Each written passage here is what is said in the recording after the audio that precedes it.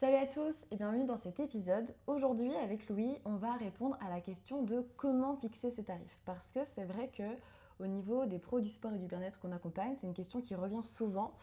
Où souvent il y a des coachs qui vont être confrontés à ce truc de je mets des tarifs bas et pourtant on me dit quand même que c'est trop cher. Ou alors j'ai peur d'augmenter mes prix parce que j'ai peur de perdre des clients. Et puis avec la concurrence, comment je fais pour mettre en place des tarifs justes, etc. etc.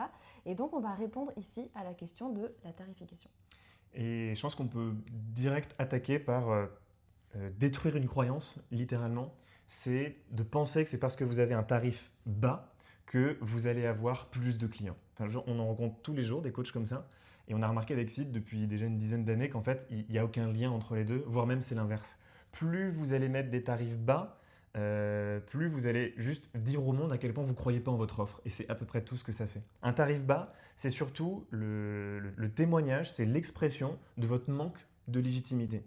Ouais, ça fait que 3 ans que je suis coach, j'ai pas beaucoup de compétences, j'ai fait que des petits suivis, des petits coachings, donc t'inquiète pas, c'est vraiment, je te propose un truc pas cher.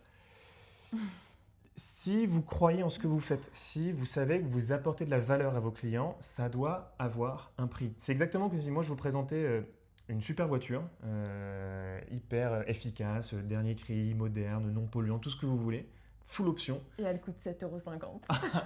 C'est exactement ça. Et là, tu te proposes 7,50 €, ben là, juste à part de dire quoi. C'est impossible, tu te dis derrière, il y a une arnaque. Et là, on exagère avec cet exemple-là, mais globalement, c'est ce qui se passe aussi dans la tête de vos clients. Si vous proposez un suivi, ce que vous présentez, c'est suivi ultra premium, vous êtes disponible 24 heures sur 24, vous pouvez réadapter un programme d'entraînement du jour pour le lendemain, même si on vous envoie des infos à 22 heures. Si vous avez tout votre matos avec vous, que votre client il n'a rien à penser, et que vous facturez ça 10,50 € par mois, bah, votre client, s'il s'y connaît un peu, il va se dire non mais c'est pas possible. Soit vous mentez, soit juste vous n'êtes pas du tout conscient du travail que ça représente, et dans les deux cas, c'est un problème. Donc attention à la tarification trop basse, il faut juste avoir un juste prix, et ce juste prix, il doit vous permettre de vous rémunérer correctement, et il faut qu'il soit représentatif de la valeur que vous apportez. Mais un tarif bas égale plus de clients, vous oubliez, c'est complètement faux. Du coup, deux points très importants pour nous, pour fixer ces tarifs. Le premier, ça va être le fait de regarder le pouvoir d'achat de votre cible. Dites-vous, ok, avec cette offre-là, je m'adresse à qui et quel est son pouvoir d'achat.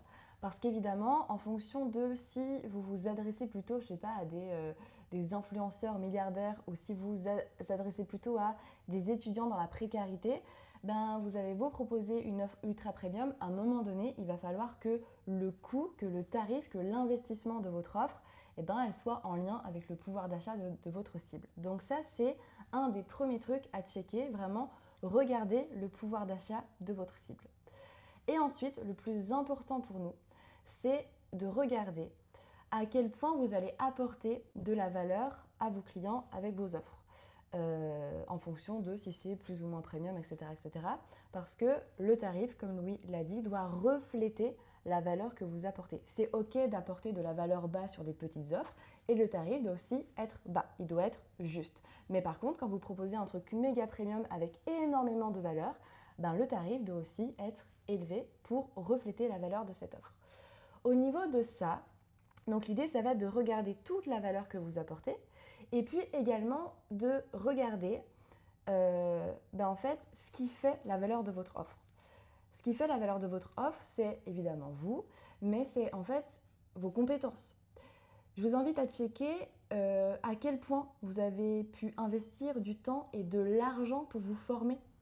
Parce que plus vous allez vous former, plus vous allez être compétent, plus vous allez améliorer la qualité de vos suivis, la qualité de vos accompagnements et mieux vous allez accompagner les gens. Et ça, ça a un coût et c'est une plus-value comparé à d'autres coachs, par exemple, qui n'auraient pas vos compétences. Donc ça, c'est le premier truc.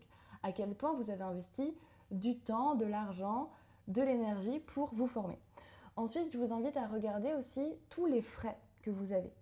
Les frais de déplacement, par exemple, si vous prenez votre voiture, au niveau du kilométrage, de l'usure de la voiture, du temps passé, on y reviendra, mais ça, c'est des frais.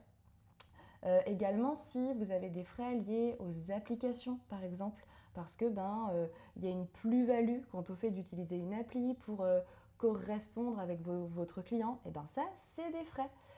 Idem si vous avez du matériel que vous utilisez, des barres, des haltères, des balances, bref, peu importe. Si vous apportez une plus-value grâce à ça dans vos suivis, eh ben, c'est du plus et ça apporte de la valeur ajoutée. Donc vraiment, je vous invite à checker ça, tout ce que vous avez en termes de frais. Et puis à regarder aussi au niveau de votre temps. Parce que déjà, le temps, c'est une ressource qui est épuisable, ok? Et c'est pour ça que c'est extrêmement précieux. Parce que, par exemple, le temps qu'on prend là avec Louis pour vous faire un pod, on le récupérera jamais. On le prend pour vous, alors parce que ça nous fait kiffer et tout, Ouais. mais on le prend, oui, mais on le prend pour vous apporter des clés en fait. Et dans vos suivis, dans vos coachings, dans ce que vous faites avec vos clients, c'est pareil. Vous prenez du temps qui vous appartient à vous, que vous pourriez utiliser pour faire autre chose, pour jouer avec vos enfants, pour passer du bon temps avec votre famille, avec vos potes, avec vos proches, et vous ne le faites pas, vous le prenez pour vos clients. Donc je vous invite à checker, ok, mon temps, 1 heure de mon temps, ça vaut combien? Et quand vous avez la réponse à ça, regardez combien vous facturez. Parce que souvent, on se retrouve avec des coachs qui facturent une séance genre 50 € de l'heure, mais en fait, ils se rendent compte que, j'ai une demi-heure de déplacement en voiture aller, une demi-heure de déplacement en voiture retour, 1 heure de préparation de séance. En tout, ça fait 3 heures. Donc, ils ne sont pas payés 50 € de l'heure, ils sont payés 50 € pour 3 heures. Et puis après, vous enlevez toutes les charges, URSSAF et compagnie. Donc, je vous invite à checker ça. En fait, votre temps, il vaut combien pour vous? Et puis, à quel point vous investissez du temps pour vos clients? Vraiment, des fois, on ne se rend pas compte, mais se rendre disponible sur WhatsApp, par exemple, pour répondre aux clients, c'est du temps de travail, en fait. Et tout ça, c'est une plus-value et ça a du coup un prix. Donc, 2 choses très importantes pour fixer les prix: le pouvoir d'achat de la cible et regarder à quel point en fait vous apportez de la valeur à vos clients avec tout ça. Et je te rejoins complètement, puis même pour être hyper percutant, comme tu le dis, quand tu dis checker, vraiment prenez une feuille et écrivez les choses, écrivez combien de temps ça vous prend, parce que ça va très très vite. Si je reprends ton exemple, imaginez que pour vous animer 1 heure de coaching, mais pour le faire, en tout, ça représente 4 heures de travail. Imaginons, 4 heures de travail pour 1 heure de coaching en tout, et vous facturez ça 50 €. Ça fait que si vous avez bossé 4 heures et que vous facturez 50 €, ça vous fait 12,50 € de l'heure. Donc ça veut dire que vous évaluez votre temps, si vous facturez que 50 € à votre client, ça veut dire que vous évaluez que 1 heure de votre temps, ça vaut 12,50 €. Si vous êtes OK avec ça, c'est très bien. Moi, c'est pas mon cas.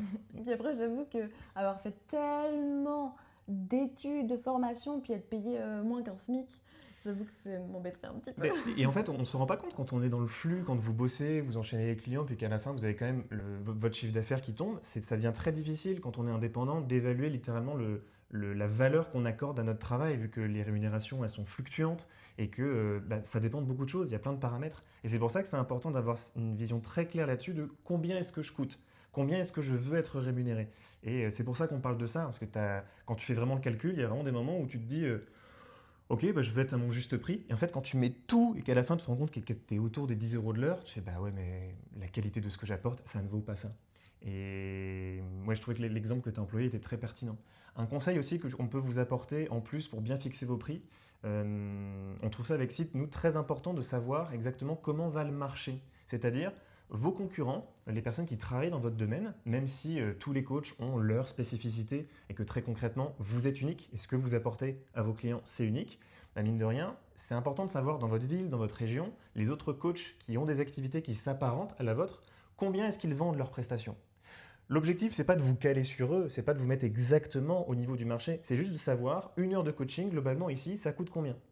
Et pour vous dire, ok, je suis à 100% plus cher, genre littéralement ça coûte 2 fois plus cher mon coaching.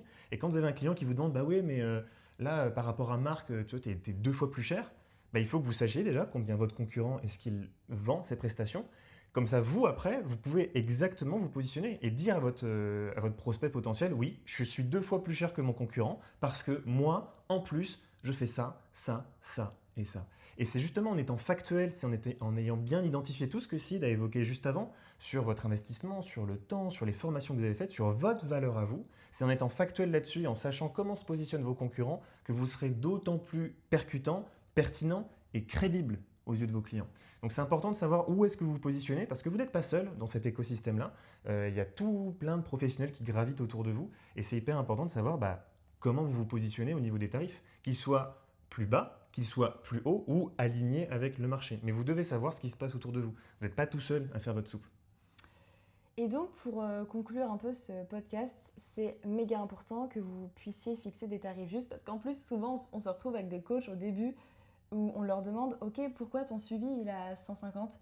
Bah, ça sonnait bien, puis autour de moi, tout le monde fait un peu ça, mais les gens ne prennent pas du tout en compte ce qu'ils apportent, tu vois. Tu te rappelles celui qui nous avait vraiment dit je l'ai fixé au hasard. Oui. Le mec, c'était un chiffre et qui ne correspondait à rien. Il fait, comme ça sonnait bien. Ça avait l'air bien. Genre, c'est un style. Hein. Il y a des gens avec qui ça marche. Moi, j'ai rencontré des gens qui faisaient prix libre. C'est-à-dire que eux, leur objectif, c'était juste de faire ce qu'ils faisaient. Et les clients payaient ce qu'ils avaient envie de payer.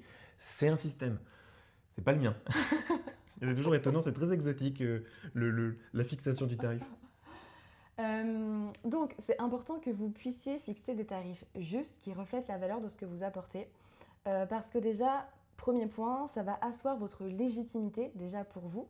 Et puis, par rapport à votre client. Parce que quand tu vends un suivi premium, et comme Louis le disait, si tu le vends 20 €, tu vas te dire, il y a une arnaque, c'est bizarre.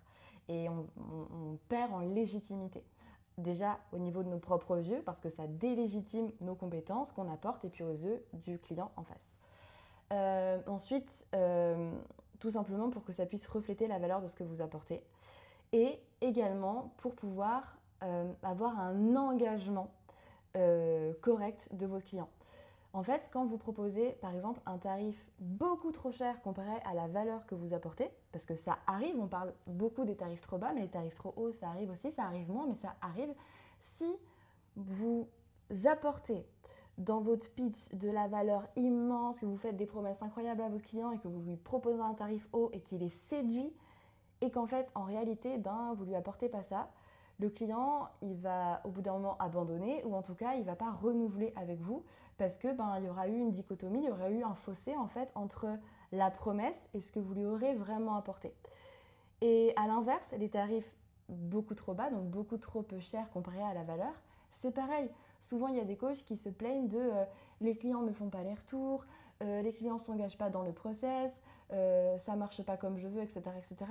Mais quand on check, en fait, souvent, au niveau du tarif, c'est beaucoup trop bas par rapport à la valeur apportée. Et en fait, c'est pas étonnant que les clients ne s'investissent pas parce que, purée, quand tu payes 50 € par mois un suivi méga premium, c'est pas financièrement très engageant, quoi. Et donc, avec des tarifs trop bas, vous attirez des prospects qui ne sont pas qualifiés, qui viennent un peu par curiosité, voir un peu ce que vous faites et tout, mais vous n'attirez pas des prospects qui ont des vrais problèmes à régler et qui vont vraiment s'engager à 100%.